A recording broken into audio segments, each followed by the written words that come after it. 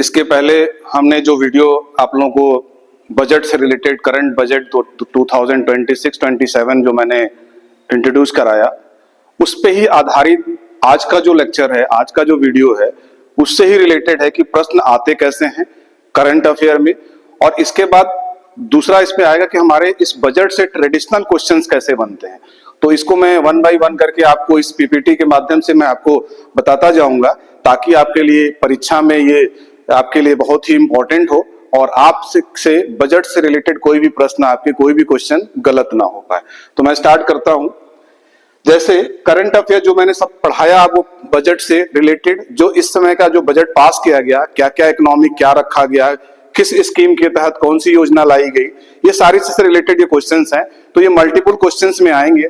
तो मैंने 4 ऑप्शन नहीं दिया है, लेकिन यहाँ डायरेक्ट मैं आंसर आपको बता रहा हूं, ताकि आपके माइंड में कोई कंफ्यूजन ना हो, वो सीधे क्लिक हो, किसी तरह का ये ना हो कि ये भी हो सकता है, ये भी हो सकता है। तो शायद आपके दिमाग में अगर डायरेक्ट ये 1 नंबर के आंसर में अगर बताऊं तो आपके लिए ज्यादा फ्रूटफुल होगा। तो सबसे पहले ये प्रश्न इस करंट अफेयर से ये बनता है कि on which day was the union budget presented for the first time, on which date? तो the answer is Sunday. Sunday को इस बार हमारा बजट पास किया गया। 1 फरवरी यानी 1 फरवरी 2026 को हमारा बजट संडे को पास किया गया, प्रेजेंट किया गया। सबसे, जबकि कभी भी ऐसा ये पहली बार हुआ है कि संडे को हमारा नॉन वर्किंग डे पे बजट पास किया गया है। जनरली नहीं तो नॉन वर्किंग डे पे बजट पास नहीं किया जाता था, ये फर्स्ट टाइम ऐसा हुआ है। और सबसे ज्यादा जो बजट पास किया गया वो मंडे में हुआ है। ये कभी कभी आता है, और कितनी बार? 21 टाइम्स, 21 बार बजट हमारा मंडे को ही पास हुआ है। पहली बार हमारे यहाँ इस बार संडे को ये बजट नॉन वर्किंग डे में पास किया गया। दूसरा क्वेश्चन ये प्रश्न बनता है कि how many times consecutively has finance minister Nirmala Sitharaman presented the budget? अब प्रश्न ये होता है कि ये बजट कौन सा बजट था? ये कंसेक्यूटिव बजट जो था, ये कौन सा कंसेक्यूटिव बजट था, कितने बार में ये हुआ? इससे रिलेटेड जो निर्मला सीतारमन ने जो बजट को जो प्रेजेंट किया, ये किस नंबर पे आता है, कितना वहां जिसको कहते हैं कि ये कंसेक्यूटिव बजट था? तो आंसर होगा 9th टाइम। 9वीं बार निर्मला सीतारमन ने ये बजट को पास किया। अगली बार हो सकता है ये 10वीं हो। तो रिकॉर्ड भी इन्होंने मेंटेन किया कि सबसे ज्यादा कंसेक्यूटिव बजट पास करने वाली महिला या वित्त मंत्री निर्मला सीतारमन का ही नाम लिया जाता है। तीसरा प्रश्न बनता है कि विच इनिशिएटिव योजना has been started for the semiconductor sector? मैंने आपको इस बजट के चैप्टर में बताया था कि सरकार ने सेमीकंडक्टर के तहत एक योजना लाई है। तो अब आपको इससे प्रश्न ये रिलेटेड बन रहा है कि उस योजना का नाम बताइए। तो उस योजना का नाम है ISM 2.0। उस योजना का नाम है जो सेमीकंडक्टर, जो सरकार अपने सेमीकंडक्टर का निर्माण करेगी, मैन्युफैक्चरिंग करेगी, उस योजना का नाम है ISM 2.0 योजना। 4th क्वेश्चन बनेगा इससे, how much amount has been allocated for the semiconductor? इसके लिए सरकार ने कितना अमाउंट तय किया गया, कितने इसके पैसे की जो उन्होंने सैंक्शन किया है इस सेमीकंडक्टर सेक्टर को आगे बढ़ाने के लिए? तो आंसर होगा 40,000 लाख करोड़।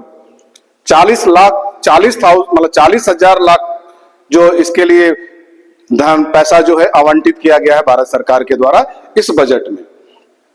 क्लियर? अब आते हैं 5वां प्रश्न। इसमें आता है कि how many new chemical parks, सरकार ने कितने chemicals parks announced in the budget? कितने केमिकल्स पार्क बनाने की योजना है सरकार की? तो आंसर है 3। भारत सरकार 3 केमिकल पार्क बनाएगी।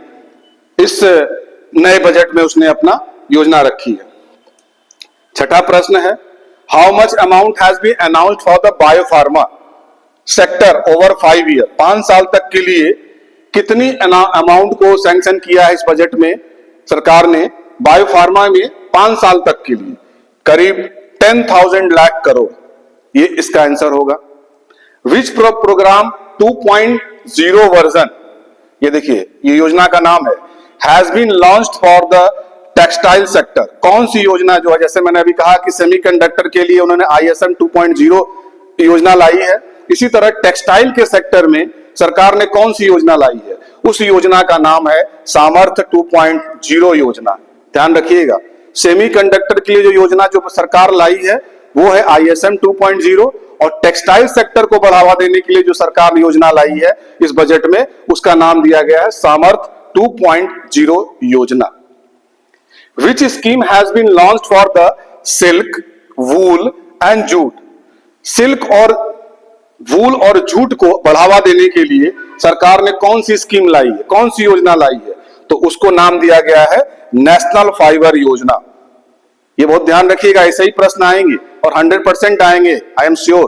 तो इसलिए इस योजना का नाम याद रखना कि फाइबर में सरकार ने जो योजना बनाई है, जो आपने इस लॉन्च की है सिल्क, वूल और जूट के लिए, उसका नाम है नेशनल फाइबर योजना।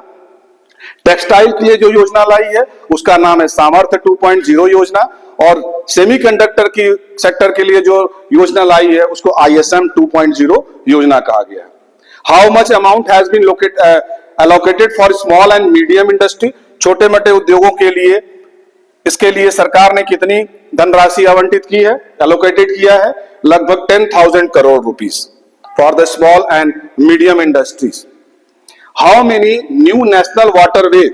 सरकार ने हमारे वाटरवेज पे मार्ग को बढ़ावा देने के लिए to be constructed order the national waterway program, राष्ट्रीय जलमार्ग को बढ़ावा देने के लिए सरकार ने कितने राष्ट्रीय मार्ग जलमार्ग बनाने की योजना बनाई है? तो आंसर होगा 20 वाटरवेज प्रोग्राम बनाने की सरकार की योजना है इस नए यूनियन बजट में। How many expressway? सरकार ने हमारे हाईवे को एक्सप्रेसवे बनाने के लिए भी इस बजट में योजना लाई है। कितने एक्सप्रेसवे बनाएगी? तो आंसर होगा 5 नेशनल एक्सप्रेसवे हाईवे बनाने की योजना है, सरकार ने अनाउंस की है। How many hybrid rail corridor, जो जिसपे सुपर यानी कहते हैं बुलेट ट्रेनें चलेंगी, तो लगभग 7 जो है हाइब्रिड रेल कॉरिडोर बनाने के लिए सरकार ने इस बजट में योजना बनाई। ये सारी देखिए उससे रिलेटेड क्वेश्चंस मैं आपके सामने पुट अप कर रहा हूं। According to the budget 2026, how many regional medical hubs will be created? जैसे आपका एम्स है, इसी तरह सरकार इस बार आयुर्वेद को बढ़ावा दे रही है, तो उसके लिए उन्होंने रीजनल मेडिकल हब्स एम्स के तरह बनाएगी। ऐसे कितने बनाएगी? 5 जो है वो बजट में रीजनल मेडिकल हब्स बनाने की सरकार की योजना है आयुर्वेद को बढ़ावा देने के लिए। How many new all India institute of Ayurveda will be established according to budget? Indian institute, ये 3 आयुर्वेद एम्स बनेंगे। ये तो 5 जो हमने बताया, जो ये रीजनल मेडिकल हब्स बनेंगे, और जो आयुर्वेद जो मैं कहा कि एम्स के लिए की तरह बनेंगे, जो आयुर्वेद से रिलेटेड, वो करीब 3 बनना है। 3 संस्थाएं ऐसी बनेंगी आयुर्वेद से रिलेटेड, जिसको हम इंडियन इंस्टीट्यूट ऑफ आयुर्वेद कहेंगे। In which city will be the Indian institute of design established? किस शहर में इंडियन इंस्टीट्यूट ऑफ डिजाइनिंग को, क्योंकि मैंने कहा था सरकार ऑरेंज इकोनॉमिक में क्या बढ़ावा दे रही है, हमारे AI को, IT सेक्शन को, हमारे डिजाइनिंग को, ये सारी चीजें जो सरकार इस पे प्रमोट कर रही है, उससे रिलेटेड उन्होंने इंडियन इंस्टीट्यूट ऑफ डिजाइनिंग का एक इंस्टीट्यूट बनाने जा रही है। कहां पे? मुंबई में। Under the national tourist school of hospitality, how many guides will be trained by IIMS? अब यहां पे सरकार टूरिस्टों को, क्योंकि एक हमारा टूरिज्म से भी हमारा एक इनकम बहुत अच्छा आता है, तो सरकार टूरिस्ट प्लेस पे जो गाइड हैं उनके लिए ट्रेनिंग की व्यवस्था कर रही है, अच्छी हॉस्पिटैलिटी देने के लिए। तो सरकार करीब ऐसे 10,000 गाइड तैयार करेगी, जिनको ट्रेनिंग दी जाएगी IIMS के माध्यम से, इंडियन इंस्टीट्यूट ऑफ मैनेजमेंट के तहत इनको ट्रेनिंग दी जाएगी। How many archaeological sites will be developed in budget 2000? Archaeology, जैसे कि आपकी जो हमारी कालीबंगा है, जो पुराने शहर हड़प्पा कालीन के समय के कालीबंगा है, धौलागिरी है, इन सब क्षेत्रों को बढ़ावा देने के लिए सरकार ने ये इस पे भी ध्यान दिया गया है, जिसमें 15 ऐसे आर्कोलॉजिकल साइट्स को डेवलप किया जाएगा सरकार के द्वारा। धौलागिरी है, कालीबंगा है, इस तरह के जगहों को सरकार नए तरीके से इसको डेवलप करेगी। How many reservoirs for the fisheries sector where? मछली पालन के लिए करीब 500 वो फिशरीज बनाएगी, रिजर्व बनाएगी, इस पे भी सरकार ने अनाउंस किया है। How much loan will be provide to small farmer? जो छोटे किसान है उनके लिए लोन की सुविधा सरकार ने कितना एलोकेट किया है।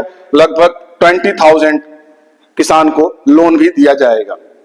Which new scheme has been announced for differently abled personal in budget 2026? अब सरकार ने यहाँ विकलांगों के लिए, दिव्यांगों के लिए एक योजना लाई, इसको नाम दिया गया है दिव्यांग सहारा योजना, जो एआई से लैस होगी, लेस विद एआई, यानी कि जो इनके लिम्स बनेंगे वो एआई के द्वारा बनेगा भारत में ही, ताकि उनको ये सब चीजें सुविधाएं मिल सके। तो इस योजना को कहा गया है जो डिसेबल्ड बच्चे हैं, डिसेबल्ड लोग हैं, उनके लिए दिव्यांग सहारा योजना की स्कीम सरकार इस बजट में ले आई है। In which state will be the Buddhist circuit, this is very important, एक बुद्धिस्ट सर्किट का स्टेब्लिश करने जा रही है सरकार, कहां पे? ईस्ट में, अकॉर्डिंग टू द बजट। कहां पे ईस्ट में? यानी हमारा भारत का ईस्ट क्या है? तो यहाँ पे 4 राज्यों में वो बुद्धिस्ट सर्किट को स्टेब्लिश करने जा रही है भारत सरकार, इस यूनियन बजट में ले आई है। उस स्टेट का नाम है, ये पूछा जा सकता है, Assam, Arunachal Pradesh, Mizoram and Tripura. These all states are Indian East states. Clear? How many electric buses will be operated in the northeast region according to budget? आपको पता होगा कि हमारा जो ईस्ट एरिया जो है, ईस्ट जोन है भारत का, वो अभी भी हमारे पर्यावरण से बिल्कुल अच्छी तरह से मेंटेन है, क्योंकि वहां पे प्रदूषण नहीं है। तो सरकार वहां पे चूंकि सुविधाएं बढ़ानी है, क्योंकि टूरिस्ट वहां लोग जाते हैं, तो उनकी सुविधाओं को देखते हुए सरकार इलेक्ट्रिक बसें चलाने जा रही है। लगभग 4000 बसें, पूछ रहा how many electric bus, 4000 electric बसें सरकार इस योजना में लाई है कि ईस्ट में, इन चारों स्टेट में, ईस्ट में जो बसें चलेंगी वो इलेक्ट्रिक बस चलेंगी, ताकि इलेक्ट्रिक बस शुरुआत से ही इसलिए उन्होंने रखा है कि वो बहुत ही एक अभी सेफ जोन है, इसलिए वहां पे कोई प्रदूषण ना हो, इसके वजह से उन्होंने शुरू से ही इलेक्ट्रिक बस को वहां पे लगाया कि ताकि तेल और ईंधन की वजह से वहां का एटमॉस्फेयर दूषित ना हो, इसलिए वहां पे इलेक्ट्रिक बस का स्टार्टिंग से ही सरकार ने 4000 बस चलाने का योजना बनाई है। What is the expected physical deficit? राजकीय जो घाटा जो है सरकार ने जो एक्सपेक्ट किया 2026-27 में, वो 4.3% है। पहले हमारा 22-23 में 6 पॉइंट समथिंग था, वो घट के अब हमारे ये एक अनुमान लगाया जा रहा है कि हमारा 4.3 फिजिकल डेफिसिट तक हम पहुंचेंगे। ये आपके क्वेश्चंस। दूसरा, अब आपको मैं आ रहा हूं कुछ ट्रेडिशनल क्वेश्चन। ये तो आपके क्या क्वेश्चंस हो गए करंट अफेयर से। अब कुछ इसी बजट से ट्रेडिशनल क्वेश्चंस आते हैं, जैसे जनरली और भी जो भी वनडे एग्जाम्स होते हैं। Who first use the term entryism in 1948-49? कौन ऐसा व्यक्ति था जिसने हमारे बजट में एंटरिम, अंतरिम शब्द का प्रयोग किया 1948-49 में? तो यहां नाम आता है आर.के. षणमुखम चेट्टी। क्या नाम है? आर.के. षणमुखम चेट्टी का नाम आता है, जो पहली बार उन्होंने एंटरिज्म वर्ड यानी अंतरिम वर्ड का यूज किया था 1948-49 में बजट में। दूसरा प्रश्न है ट्रेडिशनल के रूप में ही, annual finance statement is mention in which article of the constitution? ये जो हमारा बजट है, एनुअल फाइनेंस स्टेटमेंट जो है, भारत का जो वित्तीय बजट है, जो स्टेटमेंट है, वो हमारे कॉन्स्टिट्यूशन के किस आर्टिकल में लिखा हुआ है? तो उस आर्टिकल का नाम है 112, अनुच्छेद 112 में ये मेंशन किया गया है कि भारत का एनुअल फाइनेंस स्टेटमेंट जो है पास किया जाएगा, मतलब ये प्रस्तुत किया जाएगा। Who was the first Prime Minister of India to presented a budget? तो नाम आता है जवाहरलाल नेहरू, जो हमारे भारत के पहले प्रधानमंत्री थे, उन्होंने ही सबसे पहले बजट को पेश किया। Who was the first woman Finance Minister of India to present a budget? तो नाम आता है इंदिरा गांधी का, लेकिन कंप्लीट रूप में अगर कहा जाए तो हमारे निर्मला सीतारमण जी का ही नाम आता है कि इन्होंने पहला ऐसी भारतीय महिला थी जिन्होंने बजट को पेश किया। नाम आता है इंदिरा गांधी का, लेकिन कंप्लीट, यहां ध्यान रखिएगा, first lady is the Indira Gandhi, but अगर कंप्लीट फॉर्म के रूप में देखेंगे तो नाम हाईलाइट किया जाता है निर्मला सीतारमण का। दूसरा क्वेश्चन है, who holds the record for presenting the maximum number of budget in India? सबसे ज्यादा बार बजट किसने पेश किया? तो मुरारजी देसाई का नाम आता है, लेकिन अगर अब नाम आएगा थोड़ा सा चेंज हो जाएगा कि अब तो निर्मला सीतारमण का ही आएगा कि 9वीं उन्होंने अपनी बजट पेश की गई है, 9th कंसेक्यूटिव बजट उन्होंने इस बार पेश किया, अगली बार हो सकता है 10वीं हो। Who was the only finance minister to present the budget twice on his birthday? कौन ऐसे फाइनेंस मिनिस्टर थे जिन्होंने अपने बर्थडे पे दूसरी बार उन्होंने बजट को पेश किया गया? तो नाम आता है मोरारजी देसाई, फेब के लास्ट में। Who broke the tradition of presenting budget at 5 PM? पहले हमारा बजट 5 बजे पेश किया जाता था, लेकिन इस परंपरा को तोड़ने वाले कौन थे? तो हमारा नाम आता है हमारे भूतपूर्व प्रधानमंत्री अटल बिहारी वाजपेयी जी का, जिन्होंने जो पहले बजट हमारा 5 बजे पेश किया जाता था, उन्होंने इस परंपरा को तोड़ा और अब ये बजट 11 बजे सुबह पेश किया जाने लगा। तो इसको अगर ब्रोक करने की बात आएगी तो ये अटल बिहारी वाजपेयी जी का नाम आएगा। What is the meaning of the word budget? अब थोड़ा सा ट्रेडिशनल में और ट्रेडिशनल देखिए। पहला चीज की बजट का मीनिंग क्या होता है? तो बजट का मतलब होता है लेदर बैग, यानी कि चमड़े का थैला। इसको कहा ही गया है कि उस बजट का नाम ही है चमड़े का थैला। Who is known the father of Indian budget? Bharat के इंडियन बजट के फादर किसको कहा गया? तो जेम्स विल्सन को कहा गया। James Wilson is the father of Indian budget. When was the first budget of India presented? सबसे पहले भारत का बजट कब पेश किया गया था? 7 अप्रैल 1860, 7 अप्रैल 1860 को सबसे पहले हमारा भारतीय बजट को पेश किया गया। The word budget is derived from which language? हमारा जो बजट है किस भाषा में डिराइव किया, कहां से आया था, डिराइव कहां से हुआ था? तो ये फ्रेंच है, जो लैंग्वेज है French. When did the financial year 1 April 31 March begin India? Bharat में जो हमारा फिजिकल डेट माना जाता है, फाइनेंशियल ईयर जो माना जाता है, वो 1 अप्रैल से 31 मार्च तक को माना जाता है। ये कब से लागू हुआ? तो ये हमारा डेट आता है 1867। These all are traditional question। कहीं कहीं पे ट्रेडिशनल क्वेश्चन ही पूछे जाते हैं, लेकिन आज के डेट में जनरली करंट अफेयर से ज्यादा क्वेश्चन पूछा जाता था, लेकिन ये भी अगर पूछा जाए तो आपको पता होना चाहिए। When did R.K. Shanmugam Chetty presented the first budget of independent India? स्वतंत्र भारत का सबसे पहले बजट पेश करने वाले जो आर.के. सुब्रमण्यम शेट्टी जी थे, उन्होंने कब पेश किया था? 26 नवंबर 1947। हमारा भारत देश आजाद हो गया था 15 अगस्त को, लेकिन ये पहली बार जब हमारा बजट पेश किया जो आर.के. शनमुगम शेट्टी जी ने, वो 26 नवंबर 1947 को सबसे पहले अपना बजट पेश किया था। Who present the first budget of Republic? अब देखिए यहाँ पे क्या क्वेश्चन आ रहा है? इंडिपेंडेंट। अगर इंडिपेंडेंट है और यहाँ पे रिपब्लिक इंडिया की बात कर रहा, जो 28 फरवरी 1950 पे जब हमारा कॉन्स्टिट्यूशन बन गया था, तब उस समय किसने प्रेजेंट किया था इस बजट को? उसमें प्रेजेंट किया था जॉन मैथाई ने। दोनों में नाम यहाँ देखिएगा। रिपब्लिक इंडिया अगर बात पूछेगा 28 फरवरी 1950 पे, तो नाम आएगा जॉन मैथाई का। और अगर पूछे कि इंडिपेंडेंट बजट जो आर.के. शेट्टी ने प्रस्तुत किया था, तो वो किस डेट पे किया था? तो 26 नवंबर 1947 को। From which year was the budget presented at 11 AM? किस साल? जब मैंने कहा ना कि अटल बिहारी वाजपेयी ने इस परंपरा को ब्रेक किया, पहले 5 बजे बजट पेश किया था, उन्होंने इस चीज को तोड़ा 11 बजे। तो किस ईयर से स्टार्ट किया गया? तो ईयर आता है 1999। Clear? Who presented the first budget in 11 AM? सबसे पहले 11 बजे किसने ब्रोक? तो उन्होंने अटल जी ने किया, लेकिन इस चीज को पहला 11 बजे सबसे पहला ऐसा व्यक्ति कौन था जिसने इस बजट को पेश किया 11 बजे? तो नाम आता है यशवंत सिन्हा का। ठीक। From which year was the budget also present in Hindi? Generally क्या बजट इंग्लिश में ही पेश किया जाता है, किस साल से हिंदी में भी प्रेजेंट किया जाने लगा? तो ये आता है 1956 से में बजट जो हिंदी में भी प्रेजेंट किया जाने लगा। Who was the presented the budget in Hindi? किसने प्रेजेंट किया था? तो सीडी देशमुख ने।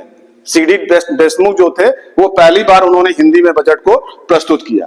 Who is the first woman finance minister to present 9 consecutive? मैंने कहा ना 9 consecutive, जो अभी आपका बजट पास हुआ है, 9वीं हुई है, वो किसने किया? निर्मला सीतारमण का नाम आता है।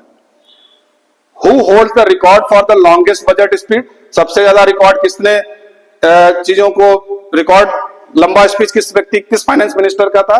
तो यहां भी नाम आता है निर्मला सीतारमण का, जिन्होंने 1 घंटा 59 मिनट 2020 में भाषण, मतलब अपना प्रस्तुत जो उनका स्पीच था 1 घंटा 59 मिनट का था 2020 में। तो ये प्रश्न अगर आए तो आप इसका आंसर लिख सकते हैं। From which year has the budget been presented on 1 February, 1 फरवरी से पहले क्या होता था कि ये बजट जो है 28 फरवरी को पेश किया जाता था, लेकिन 2018 से ये जो बजट जो है इसकी डेट 1 फरवरी कर दी गई। और इस बार एक रिकॉर्ड और टूटा। हमेशा बजट जो है नॉन वर्किंग डे में कभी नहीं होता था, तो पहली बार इस बार एक रिकॉर्ड ये भी टूटा कि पहली बार नॉन वर्किंग डे यानी संडे को ये बजट पेश किया गया। लेकिन पहले हमारा बजट 28 फरवरी को होता था, लेकिन 1 फरवरी जब हमारा ये चेंज हुआ, 1 फरवरी को बजट पेश होने लगा, वो सबसे पहले 2018 में हुआ था। ये क्वेश्चन आता है कि from which year this the budget been presented on 1 February. Which committee recommended separating the railway budget from the central budget. आप देखिए, ये पहले बजट साथ ही पेश होता था, तो इसको सेपरेट कब किया गया? रेलवे बजट को जनरल बजट से किस ईयर में या किस कमिटी ने, कमिटी पूछता है, ये किस कमिटी ने रेलवे बजट और जनरल बजट को अलग किया? तो एक्वर्थ कमिटी का नाम आता है। क्या नाम आता है? ACWORTH, एक्वर्थ कमिटी ने रेलवे बजट और जनरल बजट को इन्होंने सेपरेट कर दिया, इस कमिटी ने। Who was the first finance minister to present the merged general and railway budget? किस ऐसे फाइनेंस मिनिस्टर ने दोनों को मर्ज किया? पहले ये इन्होंने अलग किया, और किसने मर्ज किया? रेलवे बजट को और जनरल को बजट को किसने मर्ज किया? तो नाम आता है अरुण जेटली का नाम। In which year was India first paperless budget presented?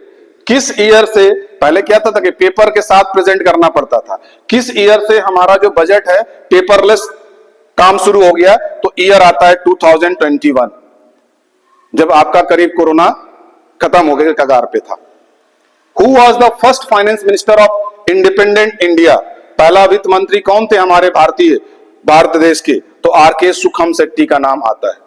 तो ये जो मैंने प्रश्न आपको रखा, कुछ करंट अफेयर से रिलेटेड और कुछ हम आपके ट्रेडिशनल क्वेश्चन, तो आपको इस हिसाब से इस प्रश्न को, ये सारी चीजों का ध्यान रखना है, क्योंकि आपके प्रश्न गलत नहीं होने चाहिए। जब आपका कंसेप्ट क्लियर होगा, चाहे वो करंट के रूप में हो और चाहे आपके ट्रेडिशनल क्वेश्चंस हो, जब तक आप इस चीज को अच्छी तरह से समझेंगे नहीं, फोकस नहीं करेंगे, तो आपके प्रश्न अच्छे सही नहीं हो सकते हैं। तो मेरा इस छोटे से पीपीटी के माध्यम से यही प्रयास था कि आपके कोई भी परीक्षा में सवाल गलत ना हो, और बिल्कुल कंसेप्ट बेस हमने आपको बताने का प्रयास किया। तो इस चीज को हम समझते हैं कि आगे आपके लिए ये परीक्षाओं में, किसी भी परीक्षा में, और अपनी एक नॉर्मल जानकारी के लिए भी ये पीपीटी आपके लिए काफी महत्वपूर्ण है। Thank you very much.